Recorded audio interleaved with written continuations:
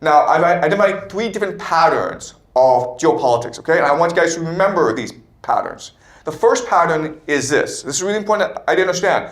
Competition within nation states are what matter, okay? Competition between nation states don't really matter, or they're not as significant as competition within nation states. And the idea we have here is elite overproduction.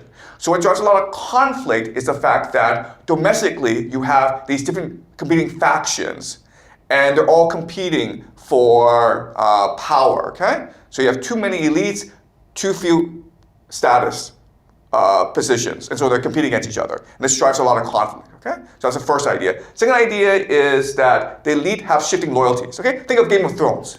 I'm not sure if you guys have seen the TV series or read the books Game of Thrones, but everyone wants to be king, right? And they're gonna kill their brother, they're gonna kill their father, they're gonna kill their mother to be king, okay? And so the elite don't really have loyalties except to themselves. The world is just a Game of Thrones, okay? Now, the third thing is that war can be a mechanism to protect the status quo, all right? The idea of equilibrium, in that sometimes the conflict is really bad, so what you do, you start a war so you can start off people to get killed, okay? And that way you can maintain equilibrium within your system. And we'll see this we'll see this pattern throughout human history, okay? So these are the 3 ideas I want you guys to remember as we move on and discuss world history.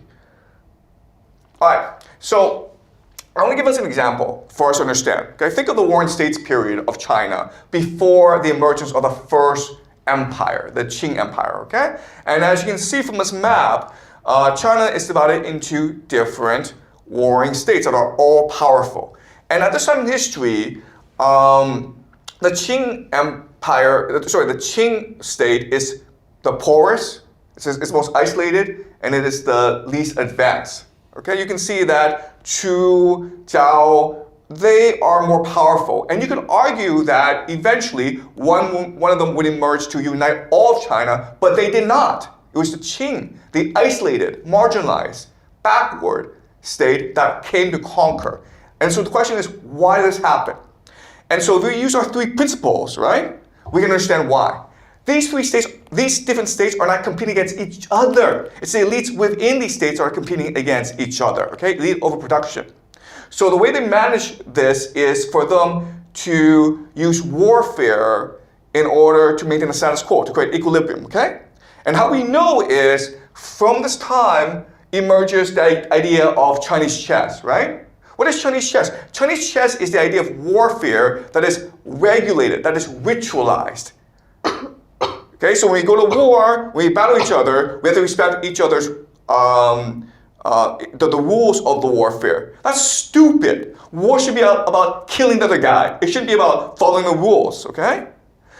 Also, another piece of evidence is, at this time in history, Xueqin wrote the book, The Art of War. This is one of the stupidest books ever written, okay? I guarantee you, if you follow this book, you're gonna lose the war badly. Because this is really about how to cheat in a heavily regulated game, okay? So things like using spies, making a high ground, okay? They have all these rules. And guess what? In an actual war, none of these things actually work, okay? So if you look at history, I'm gonna tell you exactly how to win a war, okay?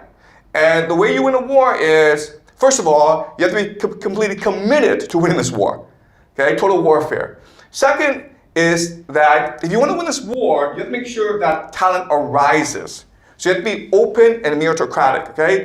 If an officer, if a general is winning this war, you promote him. That sounds easy, right? But not if you're status quo power. Because what's important to you is to maintain that your family is always on top. So if a general arises who is very innovative, who's really talented, you kill him because he's a threat to you. Okay, so the third principle is make sure your soldiers are happy. I know this sounds really simple, but again, if you're a status quo power, you don't really care. Okay, destroy enemy civilian centers, siege warfare. Okay, go and destroy the city because that's how they produce their war capacity, right? The food, the soldiers, right? Kill civilians.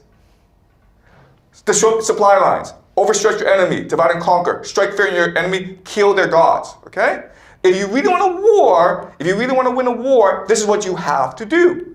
And we know because this is what the Romans did. This is what the Prussians did. This is what the Aztecs did. This is what the conquistadors did. Okay? This is what the Mongols did. Every single power that has conquered everyone else has done all these things. Okay? So when they don't do these things, it's because these different warring states aren't actually at war with each other. They're actually friends. Okay? They're all intermarried with each other. They're all trying to maintain the status quo. They use war as a game in order to maintain the status quo, to create equilibrium. Okay? So this is true for Mesopotamia. Okay? Mesopotamia is important because remember, this is the cradle of civilization. This is where the first empires will emerge. This is where most technological innovation happens. This was for the longest time the wealthiest part of the world. Okay, so remember, the idea of Mesopotamia is that this first city-state is Uruk, and then they will develop colonies throughout the Tigris and Euphrates, and then these colonies will come into war with each other. And they're all friends with each other, they're all intermarried, and the elite create these highly ritualized warfare, okay? And one really important rule is that you don't kill each other's god, okay? Because in their religion, the god lives in their temple. So you don't attack their temple. But guess what? All their money, all their gold is in the temple, okay? So you're not allowed to steal each other's gold. That's stupid, okay? Because now, you really don't accomplish that much with warfare. So for the longest time, this was the status quo. And then what will happen is a man named Luga, okay? And you can think of him as lower nobility. So what we'll see in history is that within a city-state, there's always been a conflict between the upper nobility and the lower nobility, okay? The upper nobility is in charge. They want to maintain the status quo. The lower nobility want to steal that power, okay? This will happen in Rome, where Julius Caesar is of the lower nobility, and he will steal the power from the upper nobility, okay? The people call the ultimates. And so Luca Legacy is from Umma, and he's like, you know what, screw this. These rules are stupid. I want to conquer everyone. I want to be the top dog, okay? So what he's doing that's very different from previous times is he's now going and ransacking each city's temple. So now he has the capacity to build an empire, okay? But by doing that, what happens is that the other city-states recognize him as a threat, and so they invite mercenaries from a place called Akkad to come and help them, okay? And this leads us to the first world empire called the Akkadian Empire, named by Sargon of Akkad. Now, his name is interesting. His name means legitimate ruler, which probably tells us he's not a legitimate ruler. He's probably a mercenary like David who stole the throne, okay? He saw an opportunity and he stole the throne.